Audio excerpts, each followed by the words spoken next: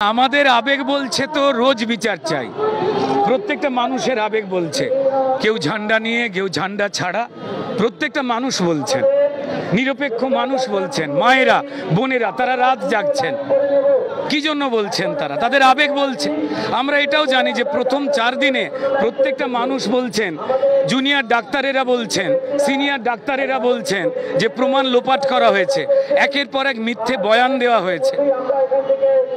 আইপিএসরা তারা এক একজন শাসক দলের মুখপাত্রের মতো বয়ান দিচ্ছেন, তারপর যেই মানুষের কাছে ধরা পড়ে যাচ্ছেন তাদের মুখগুলো পাল্টে যাচ্ছে, আবার নতুন একজন আসছেন।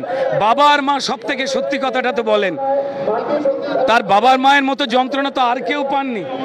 তারা প্রত্যেকটা মিছিলে মিছিলে গিয়ে তারা তাদের যন্ত্রণার কথা জানাচ্ছেন। তারা বলছেন যে আমার একটা মেয়েকে এরা কেড়ে নিয়েছে, কিন্তু এত মেয়ে, এত বাবা, এত দাদা, তারা সবাই মিলে যে রাস্তায় নেমেছেন, তাই আমাদের মনে হচ্ছে জাস্টিস পাবো। জাস্টিস মানে কিন্তু শুধু সুপ্রিম কোর্ট নয়, জাস্টিস মানে তথ্য প্রমাণ, জাস্টিস মানে ঘটনার সঙ্গে প্রত্যক্ষ পরোক্ষভাবে জড়িয়ে থাকা সিস্টেম, তারা কিন্তু জাস্টিস পাওয়ার মধ্যেই রয়েছে।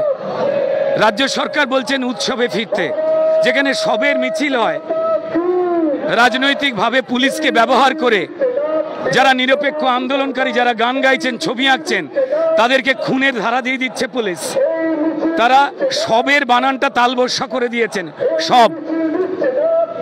তাই এর পক্ষে এর বিরুদ্ধে প্রত্যেকটা মানুষ, আর যারা প্রতিবাদী বা যে মানুষ নিরপেক্ষভাবে রাস্তায় নামছেন তাদের গালমন্দ করছেন, তারা বেসিক্যালি যারা হত্যাকারী তাদের লুকোবার চেষ্টায় রয়েছেন।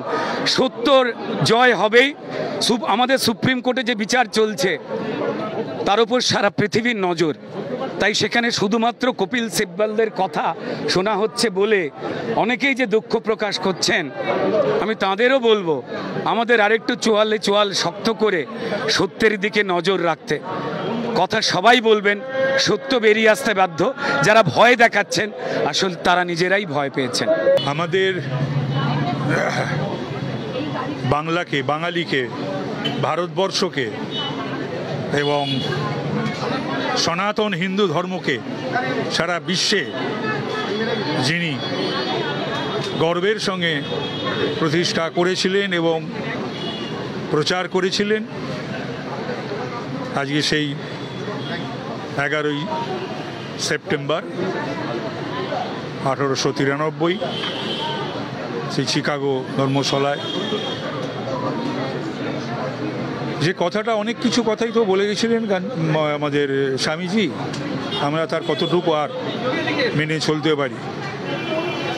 যে দেশে মায়েদের, নারীদের, নারী জাতির, মাতৃজাতির সম্মান নেই, সেই দেশ কখনো এগোতে পারে না এবং কোনো দিনও এগোতে পারবে না, যেটা আজকে খুবই প্রাসঙ্গিক আজকের দিনটায় এবং এই পরিস্থিতিতে। মুখ্যমন্ত্রী তো তার নিজের জন্য দিন গুনছেন, আমার ওনাকে মুখ্যমন্ত্রী বলে সম্বোধন করতেও আমার ইচ্ছা করে না। ও কথা তো বলেছে নির্যাতিতার মা, ওনার বাড়িতে যদি এই ধরনের কোনো ঘটনা ঘটতো ওনার পরিবারে, উনি পুজো, আমরা পুজোর কথা বলি ঠিকই কথা, আমরা যারা হার্ডকোর, আমরা যারা বাঙালি হিন্দু, তারা পুজো বলি, দুর্গা পুজো, মাতৃ পুজো, মাতৃ আরাধনা, ফেস্টিভ্যাল, পুজো অর্চনা যারা ঠিক হৃদয়ঙ্গম করে না, করতে পারে না হৃদয় থেকে, তারাই সব উৎসব বলে।